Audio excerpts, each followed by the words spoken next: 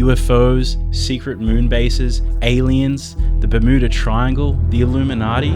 Let's face it, conspiracy theories are kind of rad. I've been into them for a long time, and even though I don't believe in most of them, I've still spent hours and hours on YouTube watching grainy 120p conspiracy compilations with dodgy editing and this classic soundtrack blaring over the top. I think conspiracies tap into this sense of wonder that we all share. They mix real life with a kind of magic that makes the world seem a lot more interesting, especially for those of us who live in that grey, depressing 9-to-5 existence that we do. I gotta say though, conspiracies these days have become a little bit repetitive. Election fraud this, COVID-19 that, but I actually noticed recently as I was scrolling through the comment sections of those topics that just below the surface is a belief that's held by many but discussed by few. It's a conspiracy belief that's so tame and so seemingly pointless that I'm surprised that it gained any traction at all. You see, people, and a lot of people actually, genuinely think that the World Economic Forum is going to stop people eating meat and force them to eat bugs instead. What's so fun about this belief is if you don't believe it, it barely rings any alarm bells. You don't get the urge to tell someone that they're wrong. It kind of just buzzes by. But for those that do believe it, nothing offends them more. No, I don't care how many times you tell me it's to save the planet. I'm not dehumanizing myself to adapt to your horrendous dystopia. I'm not living in a pod, I'm not drinking cockroach milk, and I'm not eating fucking bugs.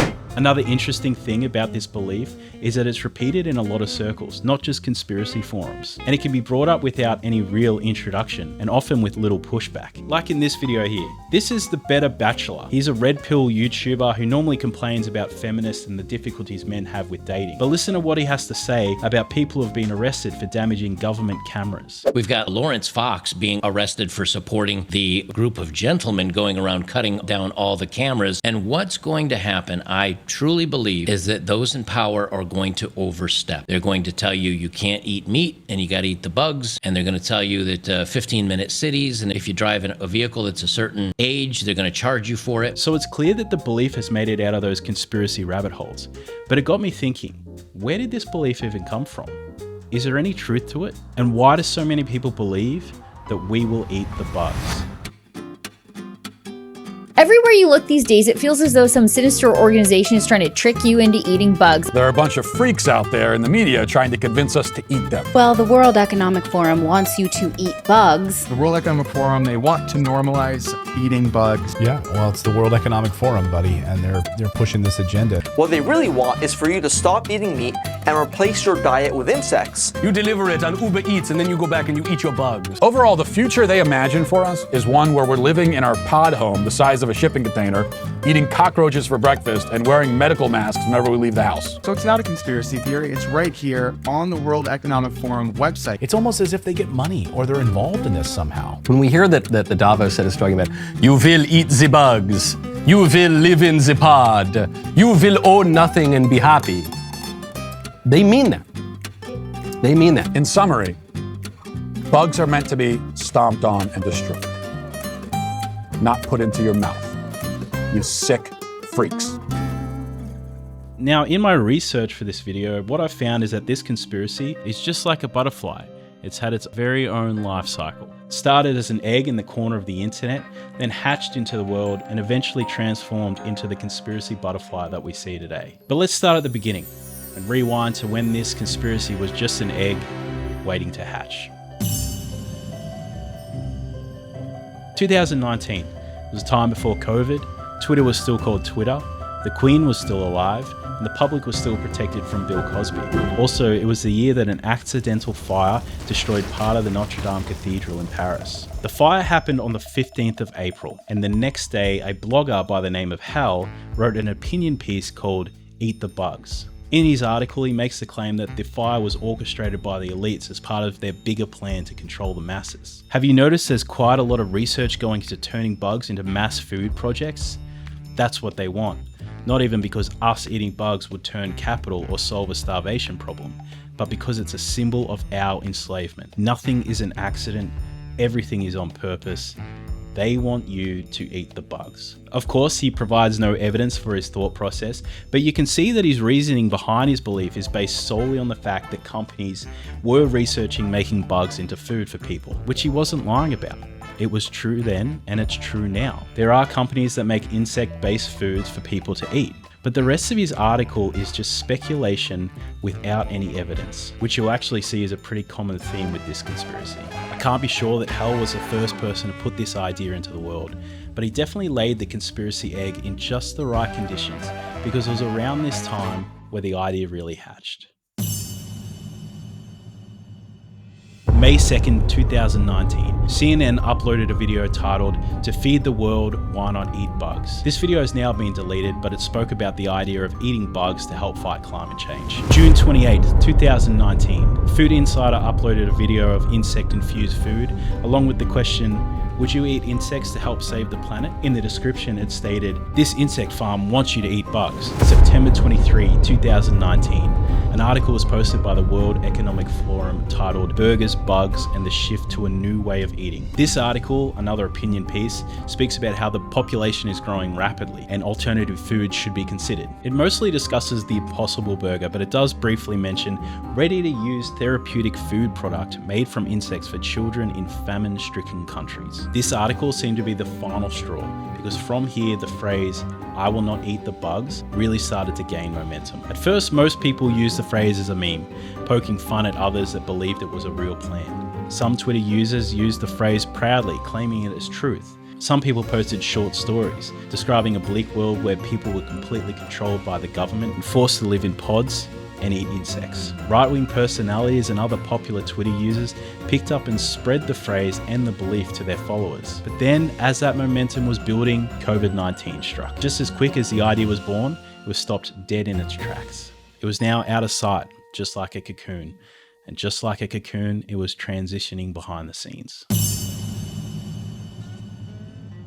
For obvious reasons, during the first half of 2020, the threat of eating bugs wasn't a big talking point. But in the same time frame, other conspiracies started to spread about vaccines, 5G, microchips, and a man-made virus. And all of these conspiracies pointed their fingers at the WEF. The World Economic Forum was under constant scrutiny, and not just by conspiracy theorists. A large chunk of the population disagreed with the COVID-19 measures recommended by them.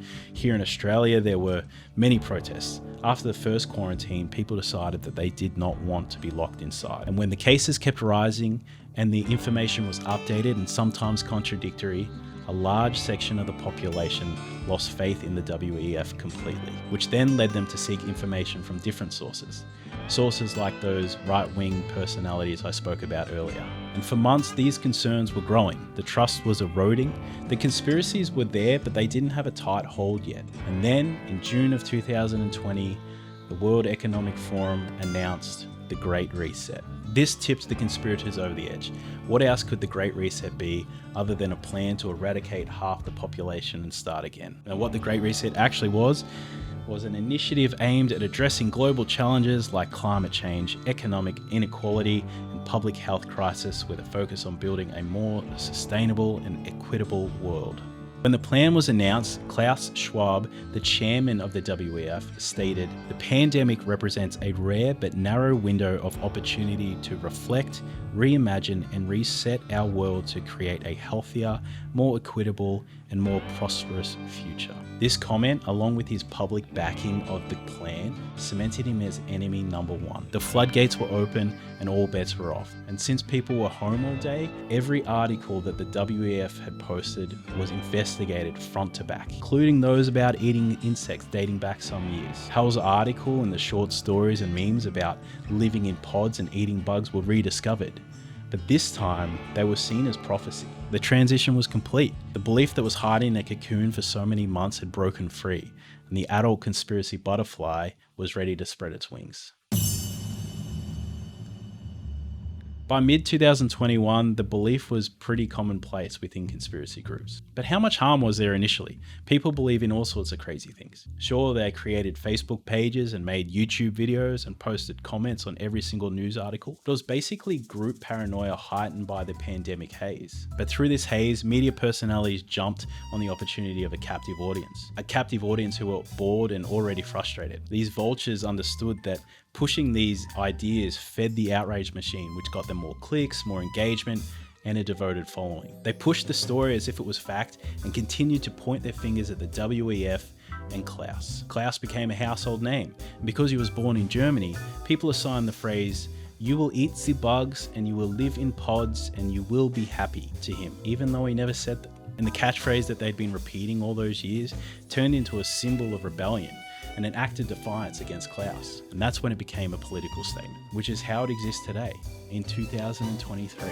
The lie had been repeated enough that it was taken as a fact by many, with their only evidence being companies that are making insects into food. There's still many notable talking heads like Matt Greats, as recently as 4 months ago, repeating the lines as if they're fact. Thank you, Mr. Chairman. I'm a proud co-sponsor of the Prime Act. I appreciate this hearing.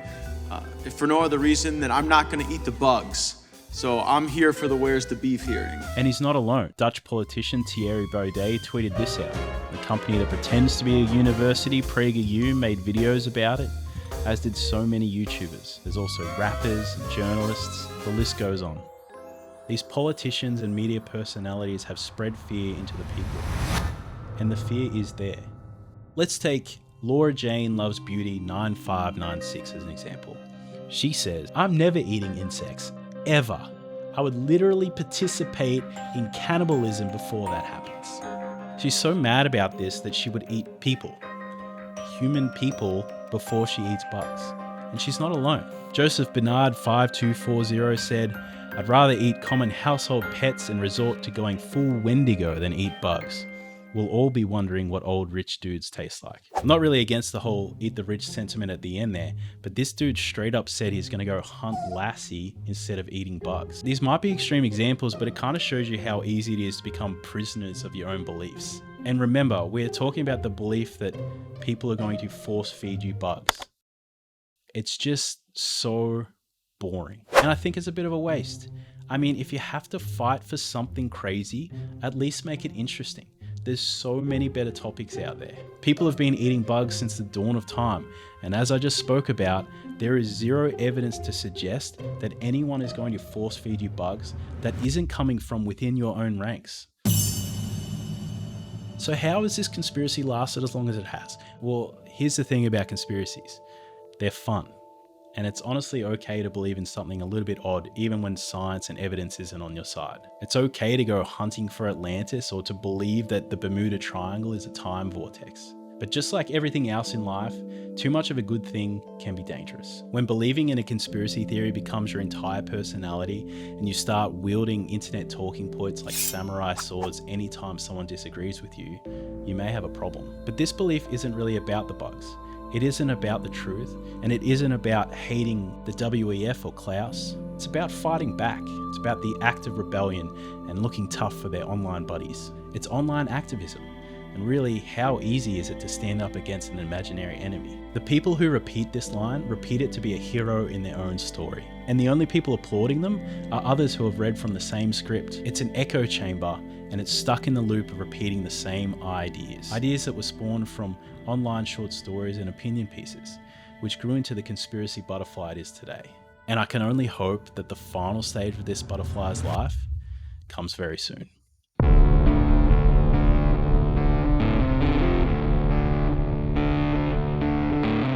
Are you ready to start eating bugs? Bugs don't taste like shrimp. They taste like bugs. It's not a pleasant experience. Edible insects. Let's all eat bugs. Have you seen this? You will eat the bugs. There is now an unrelenting effort by the news media to convince you to make creepy crawlies a part of your diet. I'm not living in a pod and I'm not eating bugs. We're going to move away from meat and you're going to start eating bugs as a source of protein. you can blame the World Economic Forum as a start. That if they're normalizing this idea that we should all be eating bugs to save the planet. You get the elite, which are pushing this. It's a creepy organization of government and corporate elites run by an even creepier dude that would make Hans Landa's skin crawl. Do you think that Klaus Schwab, the Bond villain head of the World Economic Forum, is eating bugs, or is he laughing while others do? Eating bugs is disgusting. It is beneath us as civilized people. We are too high on the food chain to reduce ourselves to that barbarity.